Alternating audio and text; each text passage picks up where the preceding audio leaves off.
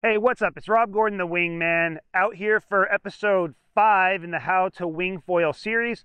This one is on your first session on land, how to control the wing and learn how to use it, how to set it up. And then I'll probably do a little bit of a wing skate demonstration as well. If you've been liking these videos and if they're helping you, please consider giving us a tip down in the super thanks feature. Like, subscribe, share these videos, sign up for the WFC forum, buy some merch, really appreciate it. This is a pretty decent location to practice with your wing. The best place to probably do this sort of on-land lesson would be at the beach with onshore wind. And go there when it's not very crowded. Maybe there's a big open parking lot where you can do the wing skate if you want to do that. The beach is helpful because the sand makes it so you're not going to mess up your wing too much. If you have a nice grassy area, that's also pretty good for practicing with your wing. You can see here, like there's a little bit of, it's not like the grassiest grass, but it should be okay. And once again, I know what I'm doing, so it's not a big deal. This is an old Mantis 4-meter wing. It's good to practice on land with because it's small. This is the old model V1. These are great cheap wings. If you want to learn on them, you might be able to find one of these. The V2 Cabrina Mantis is an even better learning wing. I learned on the 6-meter. And then you are going to need a pump. This is a Dakine pump. Dakine and Cabrina are pretty much the same product, just different brand. You see I got this cool little Florida Foilers hose clip, which is kind of nice, keeps everything nice and tidy. There's also a WMFG pump is the standard. Most pumps are okay. They usually come with just a standard hose attachment. And if you can find a pump that comes with multiple attachments, that's really nice as well, because different wings have different attachments they require. You definitely want a gauge on your pump. And the reason for that is so you can get to the right pressure. If there's any leak in your attachment, if there's, any air coming through, the gauge might not work. Some of these pumps have a nice rubber valve on them, and that can make the seal better. Get a big pump because it's easier to pump up your wing. Obviously, the bigger the pump is. There's also electric pumps that a lot of people use to set up their wing. You set it to a certain PSI. You get it going, you walk away, and you put your wetsuit on while your wing's pumping up. I like the manual because it's actually not a bad way to warm up before you get on the water. Your wing will also come with a leash. Most wings come with a wrist leash. So you'll set this up. You have to girth hitch this.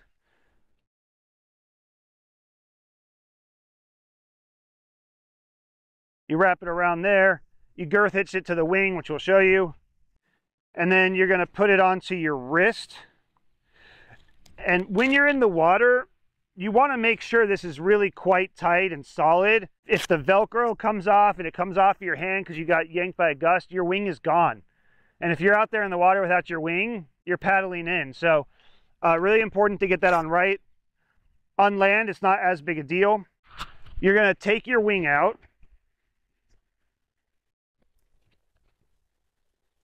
And now the wind is coming toward me today, okay? Unroll your wing. And what you want to do is you want to have it nice and flat laid out, okay? If this is twisted, then when you inflate it, you can introduce a twist into your bladder. You can have some issues like that. So you want the handles and center strut pointing down with the wind. And then you want the leading edge, the main big bladder, you want that perpendicular to the wind. That's how you're going to want to keep your wing so that the wind can just fly over it and it's not going to flop around and that kind of thing. You're going to take your leash and you're going to put it through this little leash attachment by the handle. Put the wrist cuff through your little other side of the leash. And then you pull it tight, and that's all there is to that. After that, you're going to take this little valve and you're going to screw it into its little seat. Every wing is going to have a different valve system, like I said, a different attachment point. But you're going to, however yours works, you might have to Google your wing to see how it works, or look at the instructions on the website or something. You're going to put that in, and then that's ready to go. Then you're going to take your hose, insert it into the handle of your pump, and then every pump system usually has two different modes: double pump, where each pump is 2 inflations, or single. You want to start with it double. On this system, it's a little cap that you put in that makes it double. Some are a little lever that you switch. They have these little hooks on the end. That's made so you can attach it to end of the leash or whatever, and then that way your wing won't fly away as you're pumping it up, especially if it's windy. Then you're going to take this other attachment. The Cabrina doesn't require any attachments. It just uses the standard hose base. F1 has a little smaller attachment that goes in here with a little rubber valve or gasket or whatever you want to call it.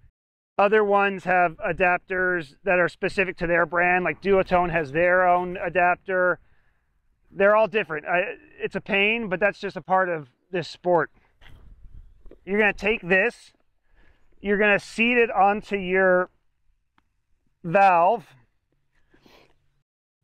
and then you can start pumping up your wing. And you see, as we're pumping it up, the wing is starting to lift off, and it's being held by this little hook that we put on. As you're pumping up, you want to make sure everything is inflating normally with no twist or anything like that. As you start getting up to like 3 or 4 psi, you feel it's getting harder to pump. You can undo that little valve, and now it only pumps on the way down, so it's less work. And then on your wing, where the valve is, it will say what you're supposed to inflate it to. This one says 7.5. On some of the older or worn out wings, you might have to pump it a little bit higher to get stiffer, but don't go too high. No more than like 1 psi over the recommendation usually, because you can pop seams, you can pop bladders, and it's going to wear out your wing quicker. But the stiffer the leading edge, the better. It's going to give you much more power and low end. So this says 7.5. It's a small wing. I'm just doing a demonstration. I'll go to 7.5 for sure. And see, there's a little bit of leak coming out of the connection, so I can't even really see very well what the PSI is. So I'm going to put this back in. Sometimes that'll help me read it. Yeah, it looks like we're close to 7.5. Another thing you can do, go ahead and put your cap on, is you can kind of hit the leading edge. You see it's a pretty high pitch, and you can tell it's nice and firm. So that's what you want. But like I said, if you overdo it, you're going to pop your wing or wear out your wing. Now, if it was really windy, this would be flying away. You never want to leave your wing unattended. It's just going to fly away. So this is the Cabrina Mantis V1 4 meter. Like I said, this is an old wing, but it works well to learn on. It's got these semi-rigid handles, which can be really nice. See this hose attachment? It's got 2 little pegs, and that fits the other thing really well. I guess they call this a 1 pump system, I think. So you've got this hose that goes from the leading edge to the bladder, and then those are 2 different bladders. They're separate. When you inflate the main wing, it'll inflate both bladders. Some wings will have a separate pump or valve right here, so you pump them up separately and you can do different tensions. Some of them have a clamp on the hose, which is really nice. So even though it's a 1 pump system, you can clamp this off, and then you can use that for different pressures, or to find out if you have a leak in one of them, or if you pop one then the other one stays inflated so you can paddle in. Oftentimes there'll be a dump valve as well, sometimes like a quick beach ball style valve you can pop out to make your wing deflate faster. Talking about wing anatomy, you got the luffing handle. You got the righting handles, front righting handle, back righting handle. You got your valve. This is the leading edge, this whole thing. This is the canopy. The canopy, like if it gets ripped, it's really not a big deal. You can just repair it. It's not really taking that much of a load. Most of the load is on this leading edge and inside the front a little bit. Yeah, you'll see this little zipper here. That's so you can access the bladder if you need to repair it. And oh yeah, let's talk about the other. There's also these little end caps. And you can see right here, there's like a stitching. That's Velcro. So these you can take out. You can take this bladder out through there. This is important to know as well. You want to always make sure your bladder is fully to the end of this. This comes out, and then it's like a little open sock. You want to make sure the bladder is always to the end of that. You flip it, and then you attach it here. Sometimes that can get pulled out, and you can have a problem. It'll pop your bladder. Every wing is different. That's just a general overview. But if you have questions, ask them on the WFC forum and we'll try and figure it out for you. Don't forget, we got to put this wrist leash on, this wrist cuff. Make sure it's pretty nice and tight. Not so important for on land, but when you're in the water, it matters. The wing right now is what we would consider upside down. You need to flip it over. And flipping over the wing is one of the most important skills you have to learn first, because it can be pretty easy to do on land, but when you're out there in the water and you're treading water and it's windy, it can be a little bit tricky to flip over. So here's the trick. And your wing is going to always want to flip over. That's just sort of what wings do, especially if they have more dihedral. Dihedral is the shape of the wing and the leading edge. If it's more like a V, it's going to usually want to flip over even more. But there's advantages to the dihedral. That's why it's like that. So let me show you how to flip the wing over, okay?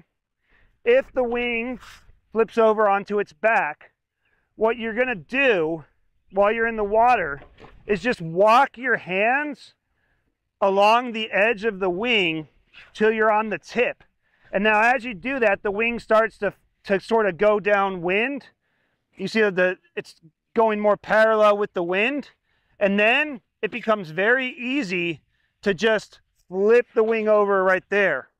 You see, it doesn't require hardly any effort. The wing just wants to do it by itself.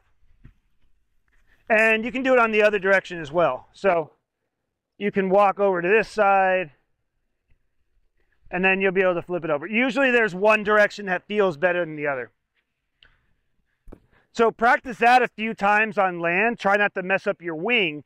But that's a really important skill, because when you're out there in the water, this thing's going to be flopping around and doing its thing, and you're going to get frustrated, so you need to learn how to do that. This is your, what we would call center handle, or leading edge handle, or luffing handle. And you see, if I hold this and the wind is coming toward me, the wing just flies. It just sits there. And it doesn't have any power in it because the wind's just going past it. If there's no wind, it'll sort of fall down. But the luffing handle is made so you can just hold it and the wing just flies there with no power. It's an important thing to know. If you're ever out there on the water and things are getting crazy, the wind's getting really strong and you're feeling like it yank you around, just grab the luffing handle and hold it downwind. You can also hold the luffing handle upside down and it flies as well. You want to be careful not to just, if it's really windy, don't just be like letting go of your wing and letting it flop around. You could like pull your arm a little bit, or you might, you know, even pull the leash attachment point out of the wing. I mean, it's made to handle some of that, but in general, if you can, grab the luffing handle and then just control the wing by flying it and just letting it be depowered. There's only certain things you can do with the wind direction. Now look what happens if I try and bring the wing around to where it's in front of me in the wind. It's not going to work. The wing always wants to go where the wing wants to go, right? There's what we call a wind window. That's not actually the right term for what I'm talking about. What I'm talking about here is what's referred to in sailing as points of sail. If the wind is coming this way, this is downwind, and then we have broad reach and beam reach. There's all these different terms. there's only certain directions we can go into the wind. If I want to go up that way, that's going to be about as far upwind as I can go. And you're going to want to be on foil to really take advantage of that. It's pretty hard to do if you're not on foil. Most of the time, we're going perpendicular to the wind, or when we're learning, we're going a little bit downwind. So let's look at a points of sail diagram to explain this. I set the wind up so that it's coming the same direction as the video, geographically south toward me. And then you're going to be riding left and right, perpendicular to that wind. That's the main goal when you're riding, is to go left and right, perpendicular to the wind. That we call a beam reach in sailing. We don't really use that term in winging, but we'll use it here. And then there's a broad reach, which is when you're going slightly off the wind. That's a good direction to gain some speed and to get on foil. And then there's running in sailing. We don't use that term. We would just say you're going downwind. That's something you would do when maybe you're riding swell or as you jibe to turn around directions. Then there's close reach or close haul in sailing. We don't use that term in winging. We just say you're going upwind. And you can only go so far upwind. But on foil, you can go further up into the wind than, you know, a windsurfer or a kite surfer for sure. You can go really far up in the wind, but you do need to be propelled by the wind. So unless you're riding a wave or gliding on the foil to tack, you can't continually go upwind. So the green areas here are every direction you can go. And then this little red triangle, that's where you can't go. You can't really go up into that red area right into the eye of the wind unless you're just crossing through it. Or like I said, maybe riding on a wave or something like that. If you're going to ride, let's say your strong side is left foot forward, that would be a good way to start. You're going to hold the luffing handle in your right hand, and then you're going to put your left hand on the front strut handle. And you can see if I hold this lightly, I can allow the wing to just fly on its own as well. Then when I grab the back handle, that's when we're going to get power in the wing and start to pull forward. Okay, there's not a ton of wind right here, so you're not seeing like it really pull me, but that's where the power in the wing comes from. If we start feeling it's like out of control, we can just let go of that back hand, or we can grab the luffing handle again. So practice that a few times and just get comfortable with that feeling. When you first grab the wing, especially if it's windy, you might feel it go like whoop, and you're just like not able to control it. That's normal. So remember, we need to flip it over, go over to the side, flip the wing over. And then see, now there's a little more wind right there. Get our left hand on the front handle. We're just relaxed, letting it fly, and then we grab the back handle to get power. So what I want you to do when there's a little bit of wind in the wing is just see what every movement does, right? So one thing that tends to happen as you're starting to ride is, yeah, the nose, we call the leading edge the nose of the wing, it'll sometimes want to go down like this. And once it goes down like this, you can't really save it. My recommendation, if it's at that point, just kind of let it go and then start over. I did a little safety tip video on why it's important to let go with both hands. You can, if you fall in the water and you're still holding really hard on this front hand trying to save it, you can sort of arm bar yourself on the leading edge and kind of hurt your elbow. So I don't recommend trying to save it too hard. I want you to practice what's going on. So if the leading edge starts to go down like that, you have a couple of options. The most obvious answer is to try and pull the wing up with your front hand. But that might not work, right? If you just pull it up, it's still going to want to go down. What I always recommend to do is if the wing starts to go down, take your backhand and sort of push it away, and that will fly the wing up. See how the wing wants to fly up? That's actually how I jump. I create lift by jumping, is you sort of pull in that backhand, push it out, and get that motion going. It's like a circular motion to get the wing up. So wing wants to go down, we sort of push away with that backhand and it'll create lift. If the wing is starting to go up over your head, like behind you, then you got to sort of pull in on the backhand and get it back down here. Watching me doing this, you're like, well, that's easy, that's simple, I don't need to practice that. Well, you might be surprised, especially if it's windy and you're on a big wing. It can feel really weird. See what happens when you pull in see if you just pull in this hand, if you bend this arm, it's going to bring the wing over your head. If you pull in on the backhand, it's going to bring the wing up like this way. So you just need to get comfortable with all these different motions and see what they do. Then, if we were riding this way, once we get to a certain point, we're going to want to turn around. So you're going to practice your little jibe. A jibe or jibe is just turning the board around from one direction to go the other way and having the nose of the board go through the downwind portion of the points of sail, as opposed to attack, which is more tricky in winging, which would be having the nose go around through the upwind, through the eye of the wind.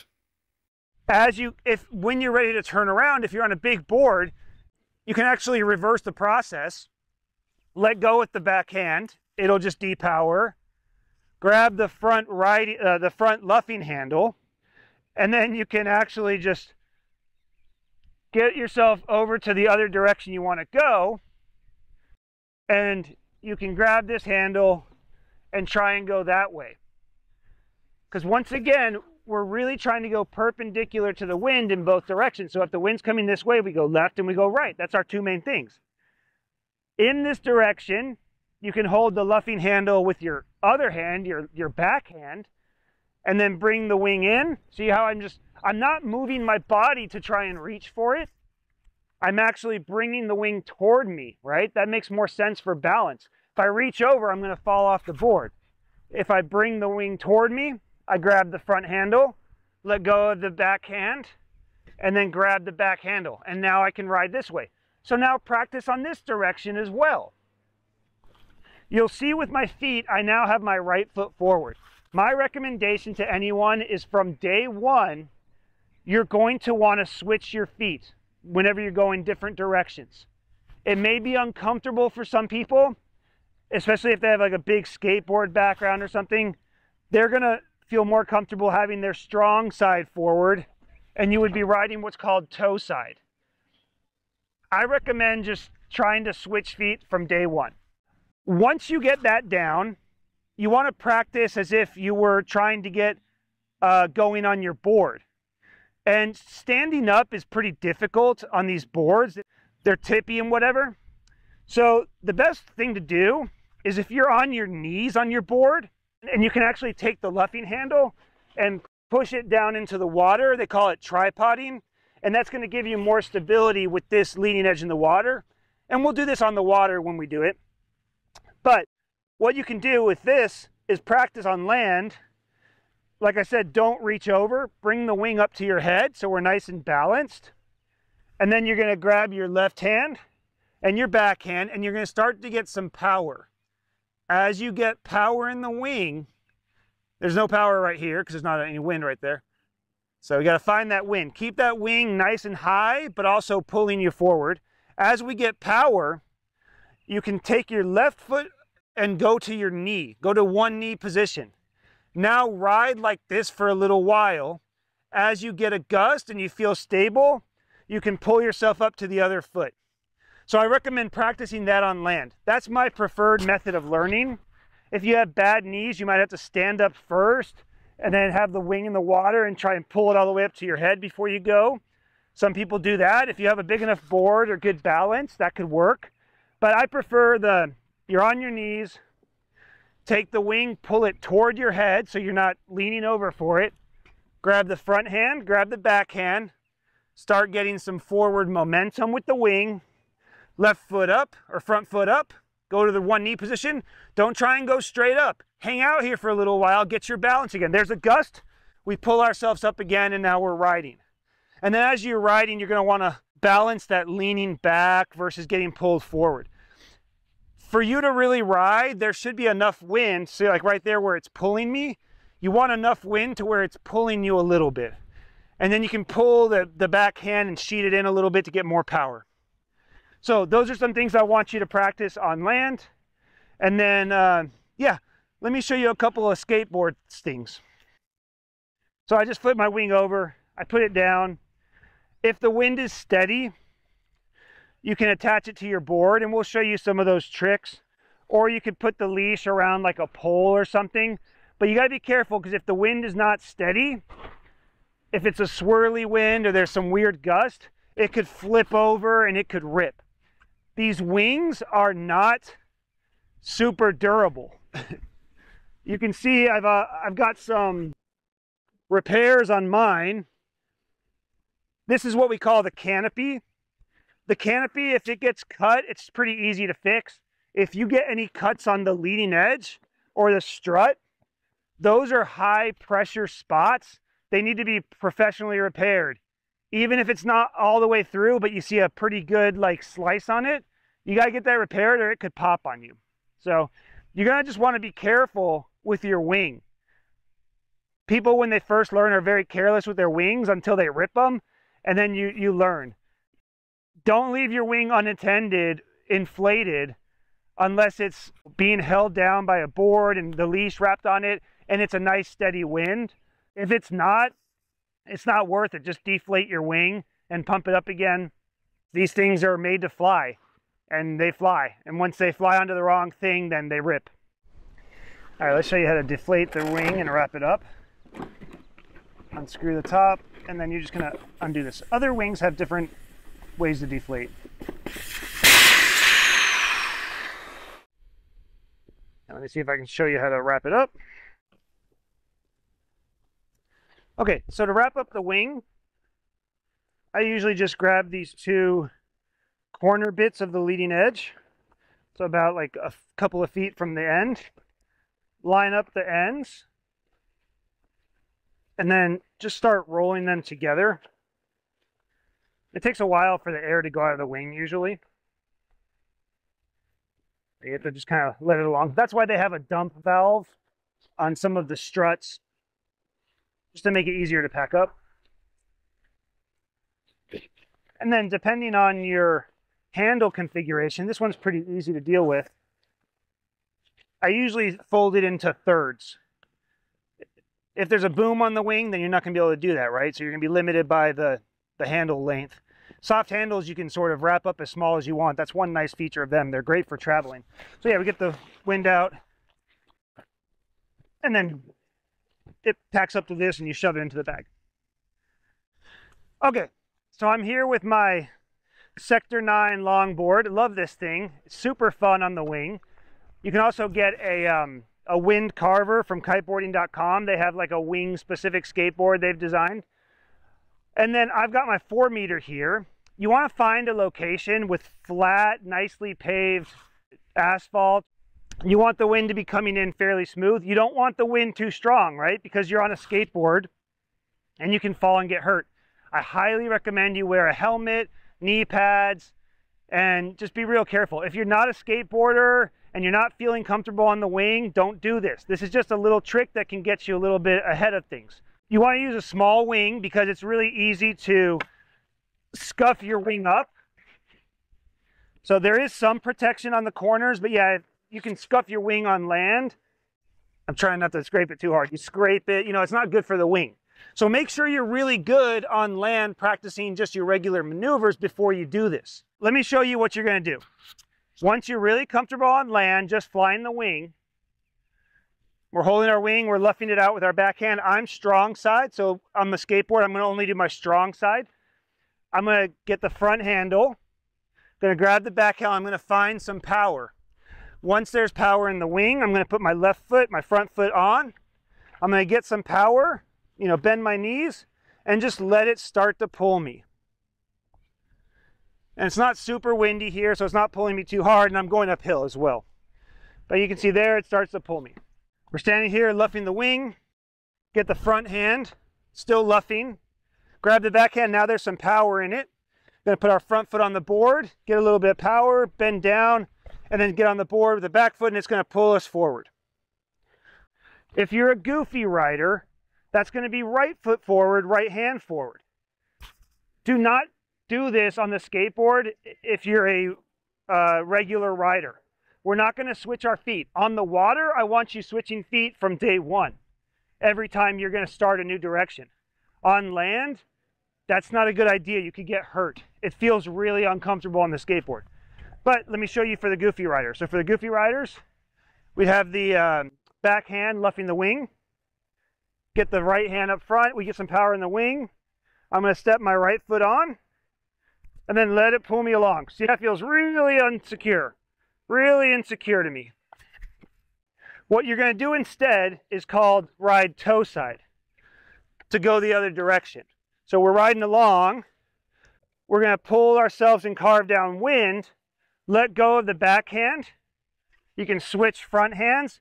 And now we're riding with our back to the wing, with our strong side still forward.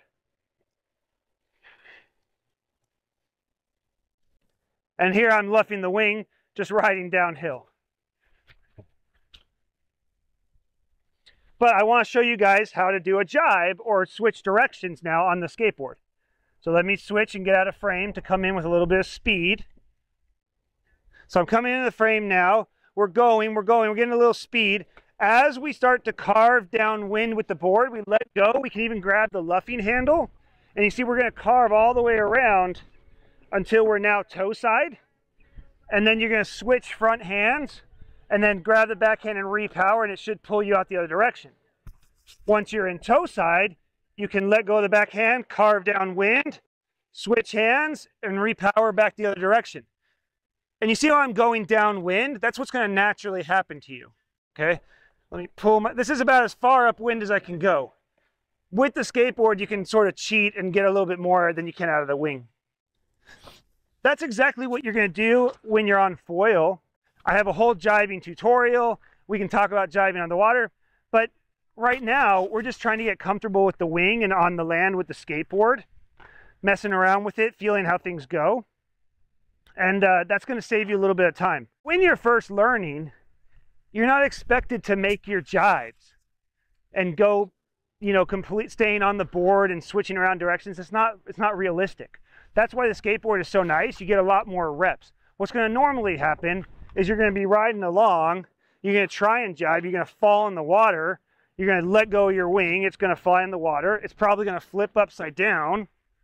When it flips upside down, you're going to have to tread some water. Like we said, go to the edge, flip it over, grab this, crawl back on the board. Or actually, now we want to go the other direction, right? So before we crawl back on the board, we're going to put the board facing the other direction. We're going to crawl back on, and in the water, we're going to switch feet. You're going to use the wing balanced in the water to get up on the board, get to your knees. You're going to pull this on over your head. You're going to grab the front handle, grab the back, get some power. You're going to get up to the one knee riding. You're going to ride along, and then you're going to hop on the board. Then you're going to go this direction. You're going to try and jibe, or you're just going to fall off foil because this sport is hard, and we're making it sound really easy, but it's not. In reality, it's going to take a long time to do all this. But if you want and you're being safe, go ahead and try the skateboarding on land. Get your jibes down. I'm just going to show you a little skate freestyle and see like what you can actually do with this. You can practice other maneuvers too, like tacks and all that thing. You won't do a tack on the water for a long time, but you can do on the skateboard day one. So let me show you some of that.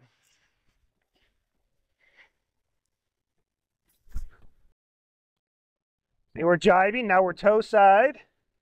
We're going to jibe out of it. And then I'm going to come down the hill. This is cheating a little bit. But now this is like I'm riding a wave. I'm luffing the wing, riding a wave. Okay. So now I'm riding toe side. Let's do a little tack. Now we're going to go upwind through the wind. See what we did there? That's an advanced maneuver. You can do it on a skateboard pretty soon. You're not going to do that on the wing board or foil for a while. Let me show you a heel side tack. Now we're coming this way. And then we do a heel side tack. See how the board is going through the eye of the wind. The nose of the board is going through the eye of the wind. Whereas when we're jibing, the nose of the board is going down through the other end of the wind. And now we're tacking again. and then riding the wave. Ooh, this is not the direction you would ride a wave. Anyway, peace out, guys.